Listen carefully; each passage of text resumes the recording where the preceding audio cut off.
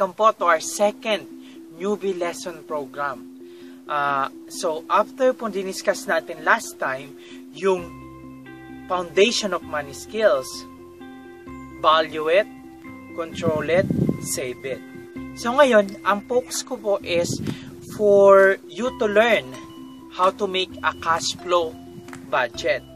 No? So, at the end of the month, paano mo gagawin yung cash flow budget mo?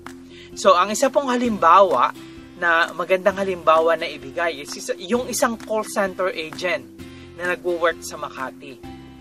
Then, he's renting a condo apartment for 10,000 pesos. No? Or I mean, pababain po natin ng konti. Gawin lang natin 5,000 pesos yung upa niya kasi nag-share siya sa friend niya. Okay? Then, ang monthly earning niya is 25,000 pesos. So ngayon, kung ikaw nag-work ka as call center agent, syempre, meron kang mga dabar cards.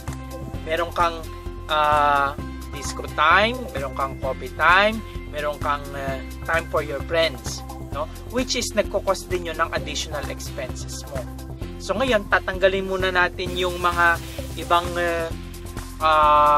gastusin, no? Which is halimbawa, yung birthday party, na kailangan mo magbigay ng regalo sa kamag-anak mo or meron kang unexpected na gastos, wala ka pang car, no? So nag-i-start ka pa lang. So paano mo ba gagawin yung cash flow budgeting? So first, kailangan mo ilagay yung cash flow from active income. So in this case, isa pa lang po yung active income.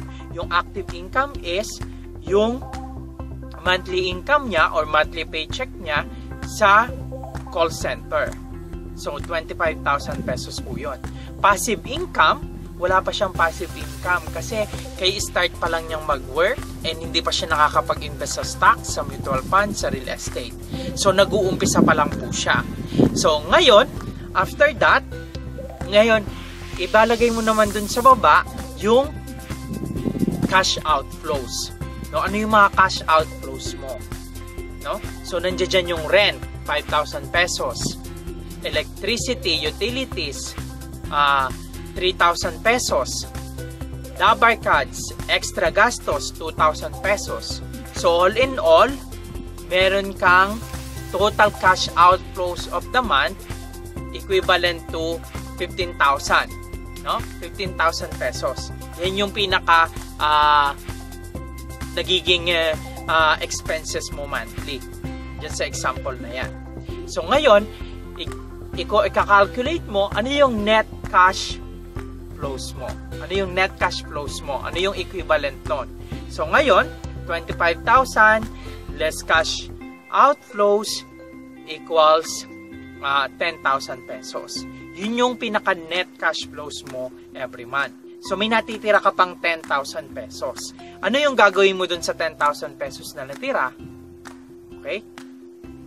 To get in or to escape sa rat race, no? To escape a cubicle nation or cage life, no? Dun sa 9 to 5 hours job, no? Paano yung kailangan mong gawin? Ako po talaga is, my strategy is to build different buckets, no? Sa isang seminar ni Tony Robbins, kung kilala niyo po siya, isang motivational speaker, no? Sinabi niya doon, kailangan i-allocate mo sa different buckets yung matitira mong pera, no? Nandiyan yung security buckets, growth buckets, and dream buckets. Sa security buckets, nandiyan yung emergency fund, no? This is what we call emergency buckets. So ngayon, sa isang call center agent, kailangan niya ng emergency funds equivalent to 6 months salary, which is 150,000 pesos. So once na na-build mo na yung security bucket mo, then mas malaki pa yung pwede mong mailagay dun sa growth buckets and dream buckets mo. So sa growth buckets, no, nandiyan yung investment. Nandiyan yung mga high potential returns in the future. So, nagpiprepare ka nga dun para sa retirement mo. So, yun yung growth bucket funds. No? Then, yung pinaka dream bucket mo is ano yung dream mo in the future. House ba yan? Condominium ba yan? Travel ba yan around the world? Dream car ba yan? So, yun naman is extra na lang. Or para ba sa leisure mo yan? No? Dun sa mga luxury mo sa buhay. So, kailangan mo rin maglagay doon.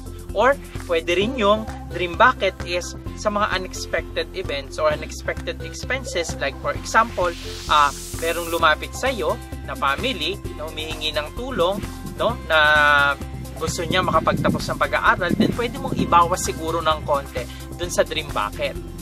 No? Pagkatapos saka mo nilang dagdagan ulit.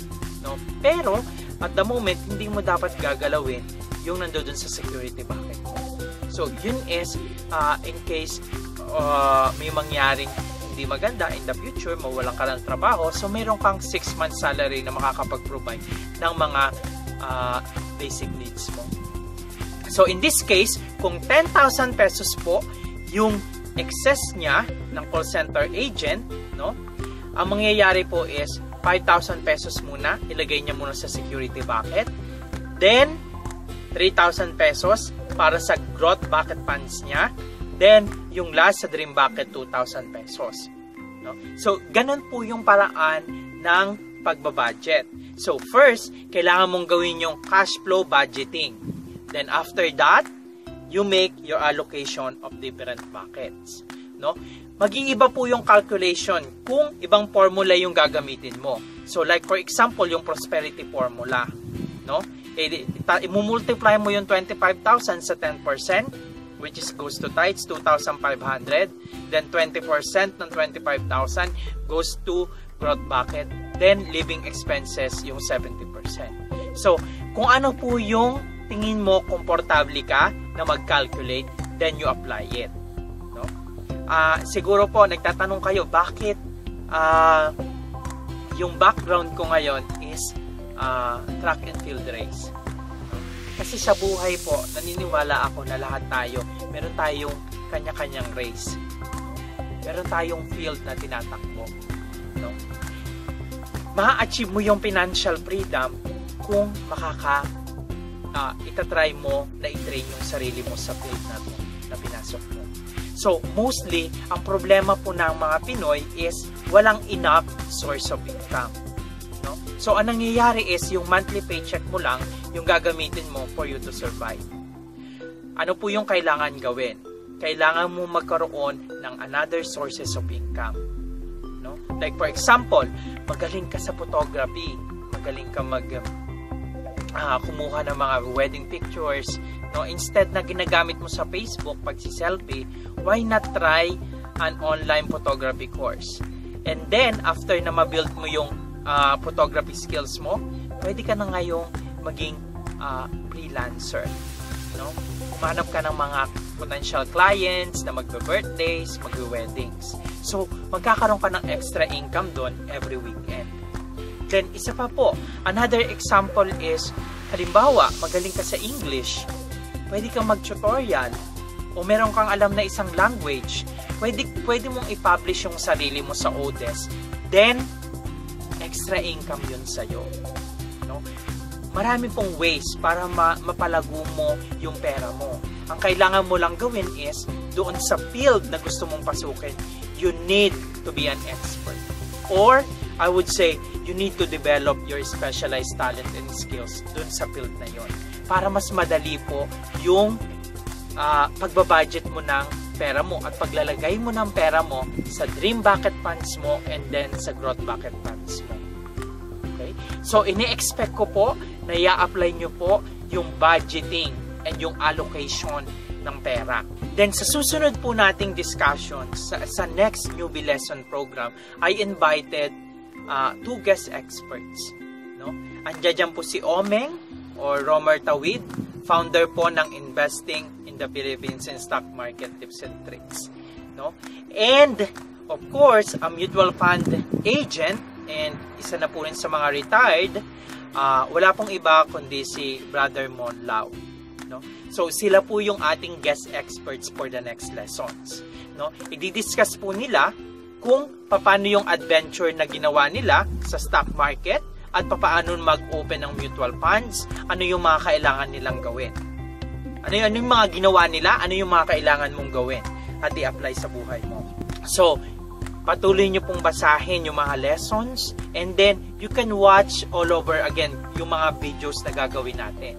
Then hopefully, matututunan mo at the end of the day kung paano mag-grow yung you will grow financially, you will grow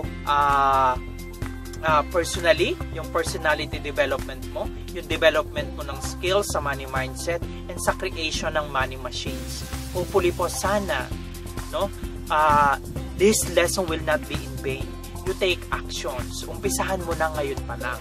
Mag-build ng passive income, mag-start, mag-invest, i-check ang savings. Then after that, we'll go through dun sa next process. Kung ano ba yung nararapat sa'yo, mutual funds ba o stock market na kagad. Ngayon, kailangan mo munang maunawaan at maintindihan ang dalawang fields na to. Ang focus po natin for next lesson is yung guest experts po. So sila po yung magbibigay sa inyo ng lesson. So maraming salamat po uli, and continuously learning, no? I'm really happy na patuloy po yung pagbabasa nyo, panonood nyo ng videos, no? It's encouraging na malaman na maraming mga Pinoy ang kasama natin dito sa journey na to. Hindi lang po ako nag-iisa. Yung track and field or yung race track, no? Hindi lang ako mag-isa doon. Kasama ko kayo doon, magkakasama tayo doon. So again, maraming salamat, and sincerely yours, newbie mentor Jonathan Ruiz po.